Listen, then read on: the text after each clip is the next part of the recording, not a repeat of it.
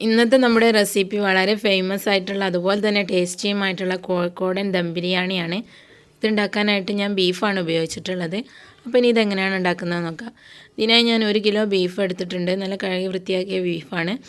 ഇതിലേക്ക് ഇനി നമുക്കൊരു 200 ഗ്രാം സവാള അരിഞ്ഞത് ചേർത്ത് കൊടുക്കാം. ഒരു 200 ഗ്രാം തക്കാളി അരിഞ്ഞത്, 100 ഗ്രാം പച്ചമുളക് ചതച്ചത്, 2 ഇഞ്ച് പീസ് ഇഞ്ചി, ഒരു തുടം വെളുത്തുള്ളി ചതച്ചത്. ഇനി ഇതിലേക്ക് ഒരു 3-4 തണ്ട് കറിവേപ്പില, അല്പം മല്ലിയില, അല്പം പുതിനയില അരിഞ്ഞത് ചേർക്കാം. ഇനി നമുക്കിതിലേക്കുള്ള മസാലപ്പൊടികൾ ചേർത്ത് കൊടുക്കാം. 4 ടേബിൾ സ്പൂൺ മല്ലിപ്പൊടി, 1 ടേബിൾ സ്പൂൺ മുളക് പൊടി, 1 ടീസ്പൂൺ മഞ്ഞൾപ്പൊടി, 1 ടീസ്പൂൺ കുരുമുളക് പൊടി, 1.5 ടീസ്പൂൺ ഗരം മസാല അല്ലെങ്കിൽ ബിരിയാണി മസാല, ഒരു 150 ml തൈര്, 2 ടേബിൾ സ്പൂൺ ചെറുനാരങ്ങ നീര് അല്ലെങ്കിൽ വിനാഗിരി, ഒരു 50 ml വനസ്പതി, ഒരു 2 ടേബിൾ സ്പൂൺ വെജിറ്റബിൾ ഓയിൽ, പിന്നെ ആവശ്യത്തിനുള്ള ഉപ്പ്. ഇനി ഇതൊന്ന് നന്നായി കുഴച്ചെടുക്കണം. നല്ല ഞെരടി കുഴച്ചിട്ട് ഒന്ന് സോഫ്റ്റാക്കി എടുക്കണം. അതിനുശേഷം ഒരു അരമണിക്കൂർ ഇതിനെ ഒന്ന് അര മുതൽ 3/4 മണിക്കൂർ വരെ നമ്മൾ ചോറും ഒക്കെ റെഡിയാക്കി വരുന്ന അത്രയും സമയം ഇതൊന്ന് റെസ്റ്റ് ചെയ്യാൻ വെക്കാം. നല്ലതുപോലെ മിക്സ് ചെയ്ത് കുഴച്ചെടുക്കുക. പിന്നെ പച്ചമുളകിൻ്റെ അളവൊക്കെ അവനവൻ്റെ എരിവിനനുസരിച്ച് കൂട്ടാവുന്നതാണ്. ഞാനിപ്പോൾ ഇതൊരു മീഡിയം സൈസ് എരിവുള്ള ബിരിയാണിയാണ് ഉണ്ടാക്കുന്നത്. പിന്നെ ഇതിലേക്ക് ഉപയോഗിക്കുന്ന മല്ലിപ്പൊടി ഒരിക്കലും നമ്മൾ വീട്ടിൽ മഞ്ഞൾപ്പൊടിയൊക്കെ ചേർത്ത് പൊടിച്ചെടുക്കുന്ന മല്ലിപ്പൊടിയല്ല, സാധാരണ പച്ചമല്ലി എന്നാണ് ഞങ്ങളൊക്കെ പറയുന്നത്. അങ്ങനത്തെ മല്ലിപ്പൊടിയാണ്, വറുക്കാതെ പൊടിച്ചെടുക്കുന്ന മല്ലിപ്പൊടി. പാക്കറ്റിൽ നമുക്ക് കടയിൽ വാങ്ങിക്കാൻ കിട്ടുന്ന മല്ലിപ്പൊടി. അപ്പോൾ ഇത് മിക്സ് ആയിട്ടുണ്ട്. നമുക്ക് ഇനി ഇതിന് കുറച്ച് സമയം ഒന്ന് റെസ്റ്റ് ചെയ്യാൻ വെക്കാം. അപ്പോഴേക്കും നമുക്ക് ബാക്കിയുള്ളതൊക്കെ റെഡിയാക്കാം. ഇനി ഇതിലേക്ക് ഫ്രൈ ചെയ്തിടാൻ അല്പം സവാളയും അണ്ടിപ്പരിപ്പും മുന്തിരിയും ഞാൻ എടുത്തിട്ടുണ്ട്. ഒരു മീഡിയം സൈസ് സവാളയാണ് എടുത്തിട്ടുള്ളത്. ഇനി ഒന്ന് അരിഞ്ഞെടുത്ത് നന്നായി ഒന്ന് ഞെരടിയെടുക്കാം. ഞാനിതിലേക്ക് നെയ്യും ഓയിലും കൂടെ മിക്സ് ചെയ്തിട്ടാണ് എടുക്കുന്നത്. ഇതേ ഓയിലും നെയ്യും തന്നെയാണ് നമ്മൾ ചോറ് വെക്കുമ്പോൾ അതിലേക്ക് ചേർക്കുന്നത്. അപ്പോൾ ഞാൻ 1 കിലോ അരിക്ക് 200 നെയ്യ് എന്നുള്ള കണക്കിലാണ് എടുത്തുള്ളത്. അപ്പോൾ 100 നെയ്യും 100 ഓയിലും കൂടെ മിക്സ് ചെയ്തിട്ട് ഇനി ഇതിലേക്ക് നമുക്ക് സവാള ചേർത്ത് ഒന്ന് മീഡിയം ഫ്ലെയിമിലിട്ട് നല്ല ക്രിസ്പി ആയിട്ട് ഗോൾഡൻ ഫ്രൈ ചെയ്തെടുക്കാം.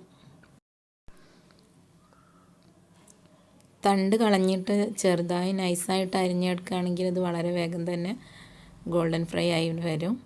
പിന്നെ ഇത് ഏകദേശം ആയതുകൊണ്ട് നമുക്കിത് കോരി മാറ്റാം. ഇനി ഇതേ ഓയിലിലേക്ക് നമുക്ക് എടുത്ത് വെച്ചിട്ടുള്ള അണ്ടിപ്പരിപ്പും മുന്തിരിയും ചേർത്ത് ഫ്രൈ ചെയ്യാം. അണ്ടിപ്പരിപ്പ് ഒന്ന് ജസ്റ്റായി വരുന്ന സമയത്ത് മുന്തിരി കൂടെ ചേർത്തൊന്ന് ഫ്രൈ ചെയ്തെടുക്കാം.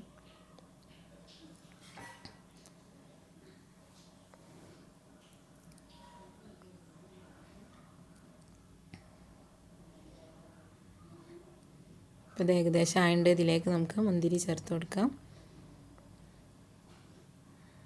മുന്തിരിയൊക്കെ പൊങ്ങി വന്നിട്ടുണ്ട്. നമുക്ക് ഫ്ലെയിം ഓഫ് ചെയ്ത് ഇതിൽ നിന്ന് മാറ്റാം.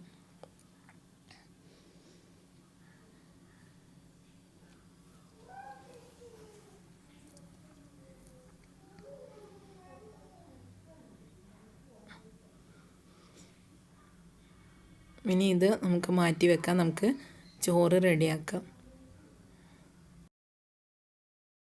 ചോറ് വെക്കാനായിട്ട് ഞാൻ ഒരു ചെമ്പിൽ വെള്ളം വെച്ചിട്ടുണ്ട്. ജീരകശാല അരി, അതായത് കായമ്മയോ അല്ലെങ്കിൽ കോലയോ ഏതെങ്കിലുമാണ് ഉപയോഗിക്കേണ്ടത്. ഇതിലേക്ക് ആവശ്യത്തിനുള്ള ഉപ്പ് ചേർത്ത് കൊടുക്കാം. പിന്നെ ഒരു 2 പീസ് കറുവപ്പട്ട, ഒരു 3-4 ഏലക്ക, ഒരു 5-6 ഗ്രാമ്പൂ ഇതോടെ ചേർത്ത് കൊടുക്കാം. ഇതൊന്ന് നന്നായി തിളച്ച് വരുമ്പോൾ നമുക്ക് കഴുകിയെടുത്ത അരി ഇതിലേക്ക് ചേർത്ത് കൊടുക്കാം. വെള്ളം തിളച്ചിട്ടുണ്ട്. നമുക്ക് ഇനി 1 കിലോ അരി കഴുകിയത് ഇതിലേക്ക് ചേർത്ത് കൊടുക്കാം.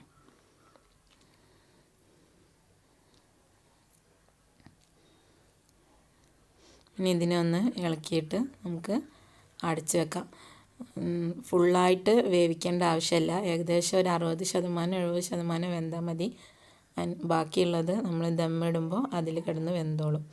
ആ സമയത്തേക്ക് നമുക്ക് അല്പം ചപ്പാത്തി മാവ് കുഴച്ചിട്ട് നമ്മളെ ബിരിയാണി വെക്കുന്ന പാത്രത്തിൻ്റെ വക്കിലൊന്ന് വെച്ച് കൊടുക്കാം. സാധാരണ ചപ്പാത്തിയുടെ മാവ് തന്നെയാണ് ഇത്, മൈദ കൊണ്ട് കുഴച്ചതാണ്. ഇതൊന്ന് ഇവിടെ നല്ലതുപോലെ പറ്റിച്ച് വെക്കാം. ചോറിപ്പോൾ നന്നായി വെന്തിട്ടുണ്ട്. നന്നായി വേവുക എന്ന് പറഞ്ഞാൽ മുഴുവനായിട്ടും വേവരുത്, 50%-ലധികമേ വേവാൻ പാടുള്ളൂ. ബാക്കിയുള്ള വേവ് ചോറ് ഇതിൻ്റെ കൂടെ കിടന്ന് വേവും. നേരിട്ട് നമുക്കിത് നമ്മുടെ മസാലേൻ്റെ മുകളിലേക്ക് ഇട്ട് കൊടുക്കാം. കുറച്ച് വെള്ളത്തോട് കൂടി വേണം ഇട്ട് കൊടുക്കാൻ. ഇനി കുറച്ച് ബിരിയാണി മസാല നമ്മൾ പൊടിച്ച് വെച്ചത് ചേർത്ത് കൊടുക്കാം. നമ്മൾ നേരത്തെ ഫ്രൈ ചെയ്ത് വെച്ചിട്ടുള്ള സവാള, അണ്ടിപ്പരിപ്പ്, മുന്തിരിയും കൂടെ ചേർത്ത് കൊടുക്കാം.